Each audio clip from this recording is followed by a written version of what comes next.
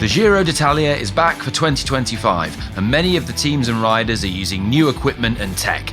Giorgio from GCN Italia has been on the ground to find as much as he could and fed back to me what he found. We've got a mixture of road and TT bike tech to show you, as well as the new unreleased Campagnolo Groupset, which was spotted. Let's get to it.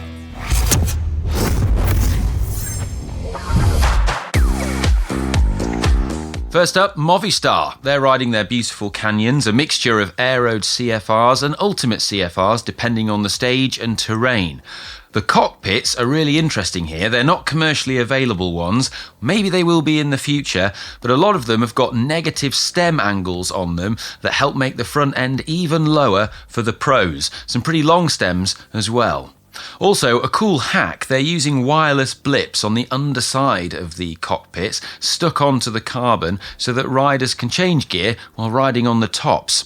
The SRAM-sponsored team are also using the larger SRAM chainrings made for the pros. Over at XDS Astana, and they have a new helmet. Previously, the team was sponsored by Limar helmets. However, now, as part of their title sponsorship, XDS are providing not only the new bikes from China, but also aero helmets. Giorgio checked out the Visma Lease bike truck to see if there was any sign of the new Cervélo S5, which has been spotted recently on social media. However, there was no trace of it he could find at the Giro. Bardiani CSF are riding a full Italian setup this year, and it looks absolutely incredible. The team is sponsored by Campagnolo, who provide their Super Record group set, and Bora Ultra wheels, and the frames themselves are De Rosa, and this is their new model, the 70, a lightweight all-rounder, just 730 grams for the frame, and it's been designed in collaboration with Pininfarina, which is super cool, and the paint jobs on them are very lovely indeed. Quite, dare I say it, Celeste. However, the most interesting and exciting thing here is that this isn't any old Campagnolo group set. It's a new unreleased one with 13 speed on the cassette. It's wireless and has the return of the much loved thumb shifter on the hoods to change down gears.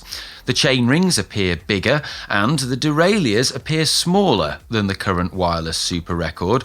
And Giorgio also told me that he spotted the group set on some of the Cofidis bikes as well. We haven't had any official word from Campagnolo on the new Super Record as to what exactly it is and when, if it will be available in the future. But keep your eyes peeled. Bahrain Victorious were next, and they were running the Vision Metron RS wheels as an upgrade on their bikes. We used these wheels when we rode across Taiwan recently. They're updated from the previous Metron SL wheels from Vision that the team used last season, with new hubs, and new construction and new carbon spokes, and the weight saving is over 100 grams, which I'm sure the pros will love, especially as they head into the mountains of Italy. Giorgio was also able to get his hands on the radios of Lidl-Trek, and this was really cool. They were using different radios in the time trial, ones that were smaller and lighter and, well, hopefully a little bit more aerodynamic when hidden under the skin suit. The reason why they only use these in the time trial is because, being lighter and smaller, they have a shorter range and are less powerful. So when you're in a time trial and you have the team car following you the whole way around the course, they work, but in other stages, they're not as effective.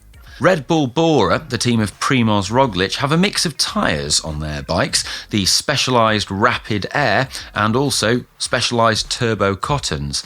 Now, the turbo cottons tend to be run with latex tubes, whereas the RapidAir appear to be run as a tubeless setup with sealant. Most of the teams at this year's race have abandoned inner tubes now and are running tubeless, but some of the specialised teams do still continue to run latex tubes with their turbo cottons.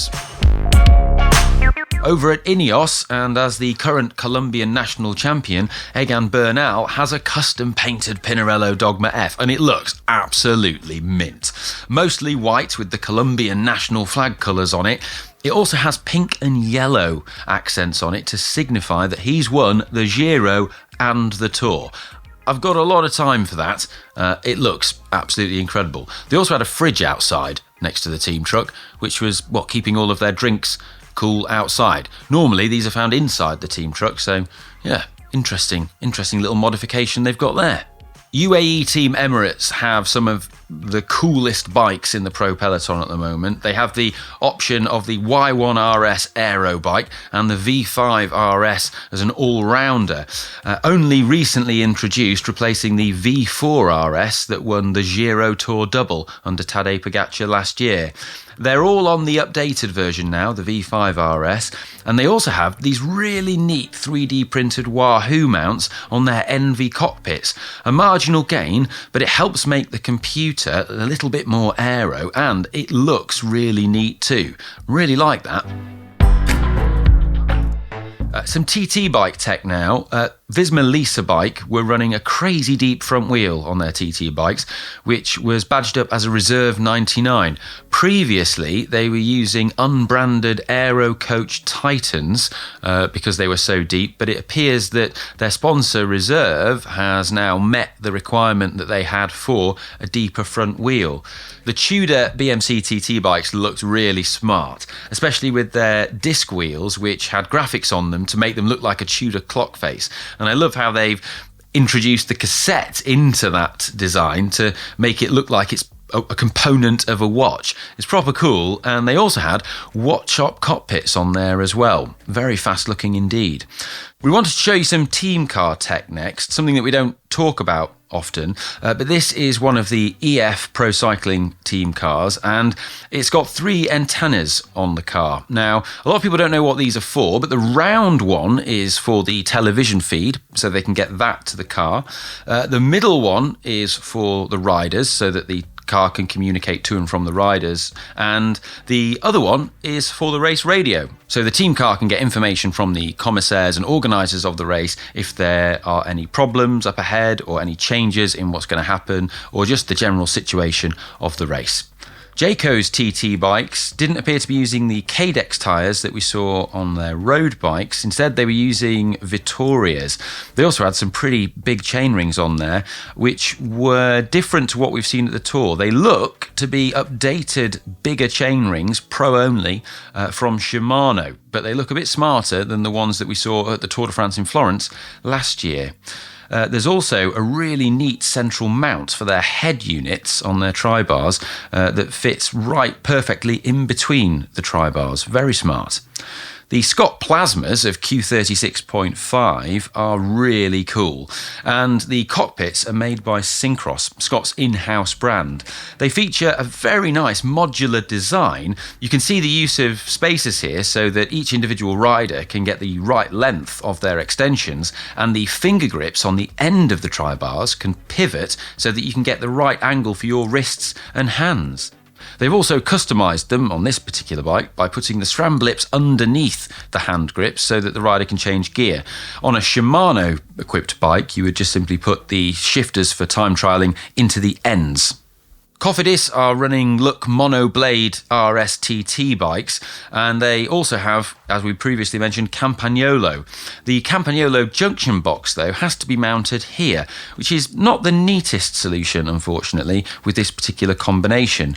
So who has the biggest chainring at the Giro? Well, surprisingly, it wasn't this 64-tooth SRAM chainring on a Movistar Speedmax. Chainrings just keep getting bigger and bigger, and 68-tooth was the biggest that Giorgio found, which he said was on an Ineos bike. But let us know what your favourite tech from the race is, and if you have any questions, fire them below. Thanks to GCN Italia for filming for us. Arrivederci.